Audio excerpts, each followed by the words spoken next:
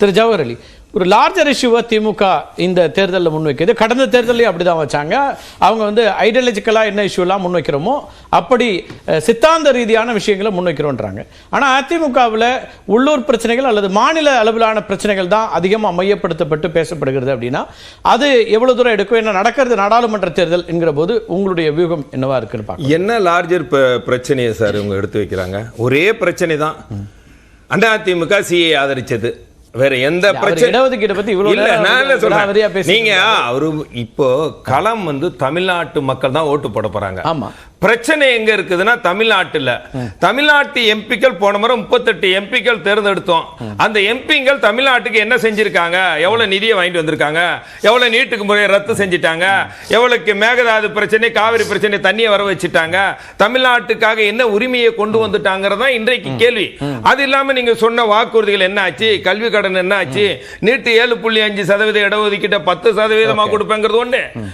நீட்டே ரத்து செய்யும் ஒரே கையெழுத்துலன்னு சொன்னீங்களே, இதெல்லாம் என்னாச்சு? இதுதான் களத்துல மக்கள் கேட்கக்கூடிய கேள்வியை விட்டுட்டு நீங்க முழுக்க முழுக்க இவர்களுக்கு என்னண்டா களத்தை அதிமுக பக்கம் திருப்பக்கூடாது. எப்படியாவது திமுக பிஜேபி என்ற நிலையிலே களத்தை கண்டா அது நம்ம சொல்றதே என்னன்னா களம் திமுக அதிமுக தான் இருக்கணும்னு விரும்புறோம். ஆனா அதிமுக அப்படி இருக்கான்னு கேக்குறாங்க, கேள்வி எழுப்புறாங்க. அது உதடு சொல்லுது, உள்ள வேற சொல்லுது. அது அதனுடைய எடுத்துக்காட்டா வந்து ஒவ்வொரு மேடைகள்லயும் முதலமைச்சர் பேசக்கூடிய பேச்சுக்கள் எல்லாம் நீங்க என்ன சொல்லணும்?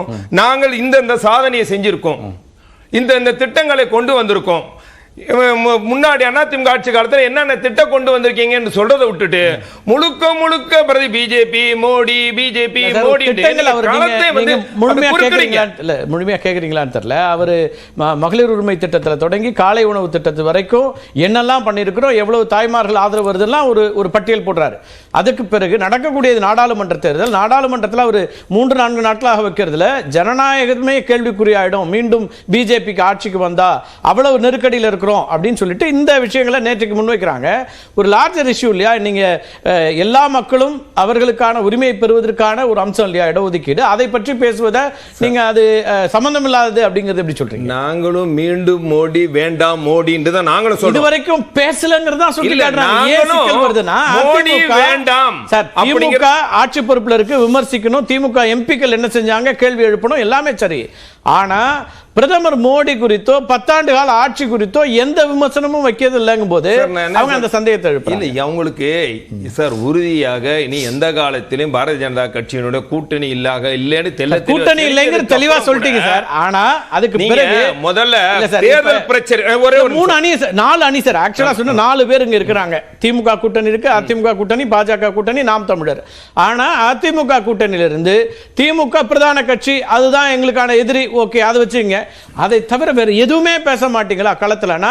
அப்ப பிஜேபி நீங்க இக்னோர் பண்றீங்களா? அல்ல பிஜேபி பேசாம நாம கடந்து போயிடுவோம். எங்களுடைய தேர்தல் ஹெட்டிங் என்ன தெரியுமா? தமிழர் உரிமை மீட்போம், மாநில காட்போம். மாநில அடுத்து மத்திய மாநில அரசுகளின் மக்கள் விரோத போக்கை கண்டித்து தான் எங்கள் பிரச்சாரத்தை அமைக்கிறோம். மத்திய மாநில அரசுகளின் நாங்க என்ன சொல்றோம்? தமிழ்நாடு மத்திய தான், அதை பத்தி பேசுறது இல்லையே. எங்க பேசல? எவ்வளவு நீங்க திரு எடப்பாடி அவர்களுடைய பிரச்சாரத்துல பரப்புரையில என்னெல்லாம் ஒன்றே ஒன்று சார், நீங்க நினைக்கிற மாதிரி எடுத்தனும் வந்து பேசணும்னு நினைக்கிறது தவறு. எங்களுக்கு களம் எப்படி அமைக்கணும் கொண்டு போகணும்னு தெரியும். இரண்டாவது, பிஜேபி என்பது தமிழ்நாட்டிலே 3% வாக்கு உள்ள கட்சி. இந்த கட்சி என்னதான் நீங்க ஒரு குட்டிகாரணம் அடிச்சாலும் அதிகபட்சம் போனா 8% கூட்டணி கட்சியோட பெறக்கூடிய ஒரு கட்சிக்கு நாமளும் சேர்ந்து ஒரு வலுவை கொடுத்து அவர்களை மிகப்பெரிய ஒரு பலமாக காட்டுவதன் மூலம் 5 வருஷமா யாரு கூடவே வலுவா இருக்குன்னு சொன்னது? வலுவா இருக்குன்னு சொல்லலையே, நாங்க என்னைக்குமே சொல்லல. அவர்கள் கூட்டணியில் இருந்தோம், தமிழ்நாட்டின் உரிமையிலே பெற்றோம், 11 மருத்துவக் கல்லூரியிலே கொண்டு வந்தோம், 7 சட்டக் கல்லூரியிலே கொண்டோம், 106 நாங்க செஞ்சோன்னு பிஜேபி இப்ப சொல்றாங்க. அதனால தமிழ்நாட்டில் எங்களுக்கு அக்செப்டன்ஸ் வந்துச்சுன்னு சொல்றாங்க சார். நீங்கள் சாணக்கியத்தோட அணுகி பெற்றோம். ஆனா நீங்க இந்த 3 வருஷத்துல மத்திய அரசாங்கத்தோட சாணக்கியத்தோட பேசி நீங்க வந்து காவிரி பிரச்சனையை நீங்க சரி பண்ணீங்களா? இல்ல நீட்டுக்கான கல்விக்கான ரத்து கொண்டு வந்தீங்களா இல்ல நிதியை பெற்று வந்தீங்களா? தமிழ்ல கல்வி கடன் ரத்து செய்வேன்னு சொன்னீங்க. இதுல எந்த விஷயத்தையும் நீங்க செய்யாம முழுக்க முழுக்க உங்களுடைய இதை வந்து என்ன தெரியுமா, நீங்க அண்ணா திமுக பிஜேபிக்கு ஒரு ஆதரவான நிலையில் இருக்குது, சிஏஏ ஆதரிக்க. நான் கேட்கிறேன், நீங்க என்ன புனிதரா? 2004 அதுக்குள்ளே போலியே சிஏஏ பத்தியே சொல்லலையா? எல்லா கூட்டத்திலும் அதானே பேசுறாரு. எல்லா கூட்டத்திலையும் மறைமுக கள்ள உறவு என்னன்னு கேட்டா சிஏஏ ஓட்டு இவர்கள் போட்டதனால் அதனால இவர்களுக்கு அது மட்டும் அவர் குறிப்பிடல. அதுக்கு பிறகு இன்றைக்கு வெளியே வந்துட்டோம்னு சொல்றாங்க. ஆனால் எந்த விதமான விமர்சனமும் முன்வைக்கிறது இல்ல. வேட்பாளர்கள் வரைக்கும் அவர் சொல்றாரு, வேட்பாளர்கள் ரொம்ப எளிமையா போட்டிருக்காங்க, அது எல்லாமே இங்க வந்து கவனிக்க வேண்டியது. அதிமுகல எவ்வளவு முக்கியமான தலைவர்கள் இருக்காங்க, அவங்க யாருமே களத்துக்கு வரலையே. நீங்க அதாவது எப்பயுமே புரட்சி தலைவர் அம்மா கூட வந்து புதுமுக வேட்பாளர்களை அறிமுகப்படுத்தும் வழக்கம். அவங்க 2014 6 ஒன்றிய செயலாளர்களை போட்டாங்க. அதே போலதான் இன்றைக்கு படித்தவர்கள் மிகச்சிறந்த பண்பாளர்கள் மக்களிடம் நேரடியாக களத்தில் இருக்கிறவங்க தான். நீங்க பிரபலமான அவங்க தான் வெற்றி பெறுவாங்கன்னா அப்படிப்பட்ட காமராஜர் தோற்க முடியாது. இன்னைக்கு ஒரு முக்கியமான தேர்தல் நீங்க சொல்றீங்க. இந்த தேர்தலில் தம்பிதுரை உள்ளிட்டவர்கள் கூட களத்துக்கு வரலங்கும் போது அதை என்னன்னு புரிஞ்சுக்கணும் கேள்வி எழுப்பாத்தானே செய்வாங்க. உதாரணத்துக்கு திரு தம்பிதுரை சொல்றேன், இன்னும் பல பேர் சொல்ல முடியும். ஏற்கனவே ராஜ்யசபா எம்பி சார் அவரு. சார் நான் என்ன சொல்றேன் சார், நீங்க இப்ப இந்த தடவை வீணா போயிடாத அந்த இது. நான் என்ன தம்பிதுரை விட சார் பொதுச் செயலாளரா நீங்க இருக்கீங்க சார். பொதுச் செயலாளரா வந்த முதல் தேர்தல் சார், உங்களுக்கு வாக்கு சதவீதத்தை நிரூபிக்க வேண்டியது பாஜக நாங்க ஒரு அணிங்கிறாங்க. எல்லாம் இருக்கிற நேரத்தில் திரு ஜெயவர்தன் இருக்கிறாரு. கோயம்புத்தூர்ல நீங்க வந்து முகம் அறிந்த ஒருத்தரா சிங்கை ராமச்சந்திரன் இருக்கிறாரு. திரு தனபாலுடைய மகன் களத்துல இருக்காரு. வேற யாரெல்லாம் சொல்லுங்க. கள்ளக்குறிச்சியில அவர் மாவட்ட செயலாளர் நிக்கிறாரு. சரி சார், நான் என்ன சொல்றேன், அதுக்கப்புறம் அப்படியே ஒரு 4 பேர் சொல்லுங்க. இதெல்லாம் ஆய்வு செய்து நான் என்ன சொல்றேன், நீங்க அதிமுக பாணி உரிமை நான் மறுக்கவே இல்லை. அதிமுகவுடைய பாணியை புதுமுகங்களுக்கு வாய்ப்பு கொடுத்து அவர்களை அலங்கரிக்கிறது ஒன்று. இப்படிதான் கடந்த கால தேர்தல்கள் எம்எல்ஏ வரக்கூடிய 2026 தேர்தலில் எந்த முன்னாள் அமைச்சருக்கு வாய்ப்பு இருக்காது. வேட்பாளர்கள் ஒரு பார்ட் மக்களுடைய பிரச்சனை தான். மக்கள் தான் இன்றைக்கு ஹீரோ இந்த காலத்துல. மக்களோட பிரச்சனையில இந்த மக்களுடைய பிரச்சனை இந்த 3 வருஷத்துல மாநில உரிமை அப்படிங்கறது அழுத்தமா அதிமுக சொல்லுது. அல்ல எந்த தேர்தலுக்கான முழக்கமா மாநில உரிமை சார்ந்து யாரை கேட்பீங்க நீங்க? நீங்க மாநில உரிமை சார்ந்து மாநிலத்தில் இருக்கக்கூடிய அரசாங்கத்தை கேட்பீங்களா அல்லது மத்தியில் இருக்கக்கூடிய அரசாங்கத்தை கேட்பீங்களா? மாநில உரிமை யார்கிட்ட நீங்க மாநில உரிமையை எல்லாம் விட்டு கொடுத்து கச்சத்தீவை விட்டு கொடுத்து கல்வியை பொதுப்பட்டியலுக்கு கொண்டு போக வச்சு ஒவ்வொரு விஷயத்தையும் காவிரி அரசியலில் கூட வெளியிடாம வச்சது நீங்க.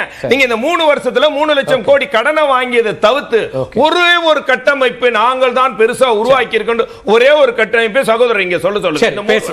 இந்த 3 லட்சம் கோடி எங்க வாங்குனீங்க? இன்னும் ஒரே ஒரு நிமிஷம் முடிச்சிடறேன். ஒரே நிமிஷம் சொல்லுங்க. நீங்க 509 கோடி ரூபாயை நீங்க வாங்கியிருக்கீங்க. யாரு? சூதாட்டக்காரர் மார்டின். அதை நாங்க கேள்வியை கேட்கிறோம். அதே மாதிரி மார்டின் இன்னொருத்தர் கொடுத்தாரு, அதை கேட்க மாட்டேங்கிறீங்களா? அவருக்கு நாங்க கேட்கிறோம். பிஜேபி தான் கேட்கிறோம். பிஜேபிக்கு தான் ரெண்டு பேருமே இந்த விஷயத்துல 2 பேருமே கள்ள உறவு இருக்குங்கிறோம். இன்னும் சொன்ன போனா அத பத்தி திரு எடப்பாடி பழனிசாமி எங்கேயாவது பேசியிருக்காரா சார்? நீங்க எல்லா கருத்தையும் பாஜக இடத்துல பேச முடியாது சார். இல்ல சார், எல்லாமே வேணாம், ஒன்னு சொல்லுங்களேன். நீங்க ஏன் சார் ஒன்னு சொல்லுங்க. நீங்க மோடி அவர்களே, மோடி அவர்கள் ஆட்சிக்கு வரக்கூடாது, மோடி தமிழ்நாட்டினுடைய உரிமையை பறிக்கிறாருன்னு சொல்லிட்டாரு சார். ஒவ்வொருத்தவங்களும் ஒவ்வொரு ஸ்டைல் இருக்கும் சார். அந்த ஸ்டைல் படி தான். ஆனா இப்ப போய் ஸ்டாலின் பேசலையா பம்மாத்து பழனிசாமி இதெல்லாம் அறத்தை தாண்டி அறம் இல்லாத வார்த்தைகள் வருது. நான் அதுக்குள்ள போக விரும்புறேன். சரி, ஒண்ணு போதைப் பொருள் விற்கக்கூடிய நம்ம ஜாஃபர் சாதிக் நீங்கள் பணத்தை ஏதாவது வந்து காசோலை வாங்குறீங்க, அதுக்கெல்லாம் பிரச்சனை பதில் சொல்லுங்க. அதெல்லாம் வந்து இந்த அரசாங்கத்துக்கு கெட்ட பெயரா இல்லையா? இதை ஏன் செய்றீங்கன்னு ஒரு எதிர்க்கட்சி தலைவரா பொறுப்புள்ள உரிமை தலைவரா கேட்கிறோம். இதற்கு பதில் சொல்லாம நீங்க எப்ப பார்த்தாலும் பிஜேபி கள்ள உறவு இது சொல்லும் போது திசை திருப்பின காரணம் என்னன்னா இந்த காலத்தை மக்கள் பிரச்சனை தான் வெற்றி களமாவே பேசலாம். திரு அர்ஜுனமூர்த்தி, பாஜக இங்க வந்து ஒண்ணுமே இல்லைங்க, 3% அது ரொம்ப பெரிய அளவுக்கு பிம்பத்தை உருவாக்கி நீங்களாம் தான் பேசிட்டு இருக்கிறீங்க, திமுக உங்களுக்கு உதவுது அப்படிங்கிறாரு ஜவஹர். அவர் அது வந்து ஜவஹரோட தனிப்பட்ட கருத்து, மக்களோட கருத்து அது இல்லை. இன்றைக்கி மக்களோட கருத்து ரொம்ப வித்தியாசமான கருத்தாக இருக்குது. எந்த மாதிரி இருக்குன்னா, இப்போ நாங்கள் கடன் நிலவரம் எங்களுக்கு தெரியும். இப்போ எங்கள் பரப்புரையில் பார்த்திங்கன்னா மெஜாரிட்டி திமுகவும் அதிமுகவோட பரப்புரையில் அவங்க ஸ்டாலின் அவர்களும் இந்த சைடில் எடப்பாடி அவர்களும் மட்டுமே போய் பவனி வர வேண்டியதாக இருக்குது என்டையர் தமிழ்நாடில். ஆனால் அந்த மாதிரி இல்லை எங்கள் கட்சி. இப்போ ஒரு சைடில் அண்ணாமலை அவர்கள், ஒரு சைடில் முருகன் அவர்கள், ஒரு சைடில் வந்து ஏசி சண்முகம் அவர்கள், ஒரு இடத்துல ஏசி சண்முகம் அந்த வேலூர் தொகுதியில பண்றாரு. இது மாதிரி ஜான் பாண்டியன் தென்காசியில பண்றாரு. சரத்குமார் அவர்கள். ஏன்னா ஒவ்வொரு பகுதிக்குமே ஒரு நல்ல கொள்கை சார்ந்து அவங்களோட சமுதாயம் சார்ந்த பரப்புரையாளர்கள் இருக்காங்க. இப்ப நம்ம என்ன கொள்கை சார்ந்து அவங்கவுங்களுக்கு ஒரு கொள்கை இருக்குல்ல, அவங்கவுங்க தனிப்பட்ட கொள்கை வந்து அது ஒரு சமூக கொள்கை தானே. அந்த சமூக கொள்கையை சிறப்பு பண்ணணுங்கிறதுக்காண்டி தானே அவங்க தனி ஒரு மனிதனாக இருந்தாலும் ஒரு அமைப்பை வச்சு அரசியல் களத்தில் போராடிக்கிட்டு இருக்காங்க. இந்த மாதிரி வருது. அது மாதிரி எங்கள்கிட்ட வந்து இந்த சைடு பார்த்தீங்கன்னா பொன்னார் அவர்கள் அமைச்சராக இருந்து அவர் அனுபவம் களத்துக்கு நீங்க பிரபலமான வேட்பாளர்களை களமிறக்கிருக்கோம் அப்படின்னு நீங்க சொல்லலாம். அவங்கெல்லாம் ஏற்கனவே பழக்கமானவங்க அப்படின்னு சொல்லலாம். இவர்களை வைத்துதான் தேர்தலையே களம் காண வேண்டி இருக்குதா? அதிமுக சொல்றாங்க சார் புதுமுகங்களை இறக்கினாலும் எங்களுக்கு ரெட்டலை போதும் வெற்றி பெறுவோன்றாங்க. பிஜேபிக்கு அப்படி ஒரு இல்லையா? அந்த காலமாற்றம் போயிடுச்சு. ஏன்னா இப்போ வந்து இன்னைக்கு பார்த்தீங்கன்னா சீமான் அவர்கள் என்ன சொல்றாரு, சுழற்சி முறையில் வந்து சின்ன மாற்றணுங்கிறத கொண்டாந்துருக்கார்.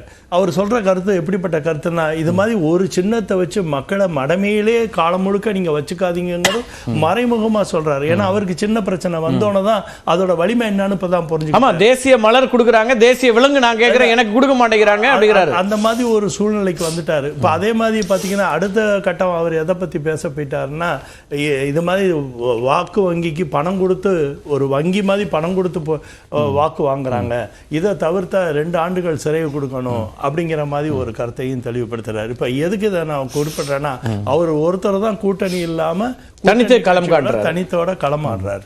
இதுல நம்ம பார்க்க வேண்டிய உட்கருத்து என்னன்னா, இதுக்கு எல்லாத்துக்கும் பொருத்தமான ஒரு அமைப்பா இன்னைக்கு இருக்கிறது பாஜக தான்.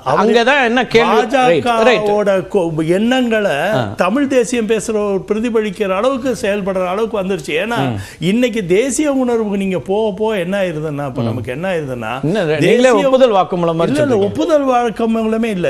ஏன்னா ஏற்கனவே அவங்க சொல்ற குற்றச்சாட்டு இவங்க 2 பேரும் இருக்குன்னு சொல்லிட்டு இருக்கிறப்ப நீங்களே தமிழ் தேசியம் பேசக்கூடிய திரு சீமான் பாரதிய ஜனதா கட்சியோட கருத்தோட ஒத்து போறாரு.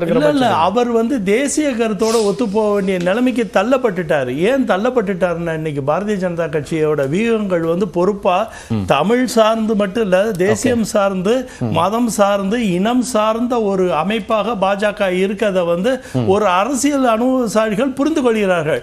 வரட்டு அரசியல் பண்ணும் கட்சிகளும் இலைகளையும் சூரியனையும் வைத்துக் கொண்டு கட்சிகள் பண்ணும்போது என்ன, அவங்களோட பிம்பம் வந்து அவங்க சின்னத்தை ஒட்டி தான் இருக்க. அவங்க கொள்கையிலேயோ அவங்களோட நடத்தக்கூடிய அவங்களோட பணியிலேயோ அவங்க வளர்ச்சி பாதையில இல்ல சார். இதுல ரொம்ப அடிப்படையா அவங்க செய்ய ஒரு இஷ்யூ எடுக்கிறாரு. நேற்றுக்கு முதலமைச்சர் ஒரு இஷ்யூ எடுக்கிறார், இடஒதுக்கீடு அப்படிங்கிற விஷயத்தை அவர் நேற்றுக்கு பேசுறாரு. இடஒதுக்கீட்டு விஷயத்துல பாரதிய ஜனதா கட்சி அத்தனை மக்களுக்கும் எதிராக இருக்கிறது அப்படின்னு சொல்றாரு. அதுல ஏன் அந்த கேள்வி அந்த பிரச்சனையை அவர் முன்வைக்கிறது முக்கியமா வருதுன்னா, உங்க கூட்டணியில பாட்டாளி மக்கள் கட்சி இருக்காங்க, சாதிவாரி கணக்கெடுப்பு நடத்தணுங்கிற கோரிக்கையை முன்வைக்கிறாங்க.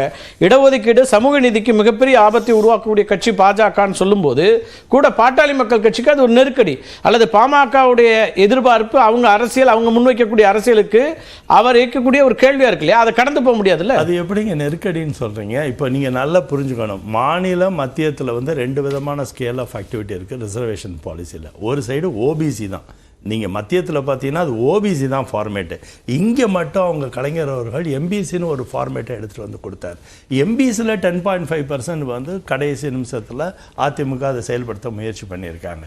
இதில் வந்து ஓபிசிக்கும் எம்பிசிக்கும் உள்ள பெரிய வேற்றுப்பாடு வந்து எங்கே வந்துடுதுன்னா, மாநிலத்துக்கும் மத்தியத்துக்கும் உள்ள வேற்றுப்பாடில் வந்துடுது. இதில் ரிசர்வேஷன் வழியில் தான் இதை செயல்படுத்த முடியுமே ஒழிய, இது வெறும் கொள்கை ரீதியாவோ பிரச்சார ரீதியாவோ பயன்படுத்துறது ஒரு காழ்ப்புணர்ச்சியான பிரச்சாரம் தானே ஒழிய, மக்களை பார்க்கும்போது மோடி அவர்கள் தெளிவாக இருக்கு சார். நீங்களோட நீங்க என்ன வேணுமோ அதை கரெக்டாக பண்ணி இல்லை சார். அதில் என்னன்னா, நீங்கள் வந்து என்ன சொல்றீங்க, இந்து மக்களுக்காக இந்துத்துவா நாங்கள் இங்கே செயல்படுறோம். இன்னைக்கு சொல்லியிருக்கோம் இந்து மக்களுக்காக இந்துத்துவான்னு சொல்லிருக்கோம். பாரதிய ஜனதா கட்சி அப்படி பேசுறது, பாரதிய ஜனதா கட்சியுடைய தலைவர்கள் சொல்றாங்க சார், பெரும்பான்மை மக்களுக்கானதாக நாங்கள் இருக்கிறோம் சொல்லும்போது, கலாச்சாரம், அதிகப்படியான கலாச்சாரம் இந்த பாரத பூமியில என்ன இருக்கு அதை மீட்டெடுக்கிறதுக்கு அதுதான் என்ன சொல்றாங்க, அந்த மெஜாரிட்டி இல்ல நீங்க சொல்லக்கூடிய கலாச்சாரத்துல அதிகமான சரி, அதான் சார், அதுல பெரிய பிரதிநிதித்துவத்தை கொடுக்கக்கூடிய பிற்படுத்தப்பட்ட மக்களுக்கு என்ன செய்கிறது அப்படிங்கிற கேள்வி வைக்கிறாங்க. அவர்களுக்கான உரிமையாக இருக்கக்கூடிய சமூக நீதி, அதனுடைய அடிப்படையாக இருக்கக்கூடிய இடஒதுக்கீட்டை மறுக்கும் போது அது என்ன அடிப்படைன்னு கேள்வி அவங்க முன்வைக்கிறாங்க. நல்லா சொல்லுங்க, தேவேந்திர குல வெள்ளாளரை யாரு தீர்மானம் கொண்டாந்து கொடுத்தது? மோடி அவர்கள் கொண்டாந்து கொடுத்தாரா? யார் கொண்டாந்து கொடுத்தாங்க? ஓகே, அதை நீங்க பார்க்க வேண்டாமா? அது எவ்வளவு பெரிய பிரச்சனை, எத்தனை ஆண்டுகள் அது ஒரு பூதகரமா இருந்த ஒரு செயல். அவர் டாக்டர் கிருஷ்ணசாமியா இருக்கட்டும், ஜான் பாண்டியன் அவர்களா இருக்கட்டும், அதை வலியுறுத்தி வந்ததை அவர் முன்மொழிஞ்சதை அமித்ஷாஜி தானே முன்மொழிந்தாரு மதுரையில். சோ அப்போ தேவேந்திர குல வெள்ளாளர் வந்து ஓபிசி மேட்ரு கிடையாது, இல்ல எஸ்சியோட பட்டியலின மேட்ரு கிடையாது டெல்லியில இருந்து. ஆனா இது தமிழ் மண்ணோட மேட்ரு. அந்த மண்ணு மேட்ரை வழிமொழிஞ்சு யாரு சிறப்பு செஞ்சது? அவர் தான். இது ஒன்னு மட்டும் சொல்லிடுறேன்.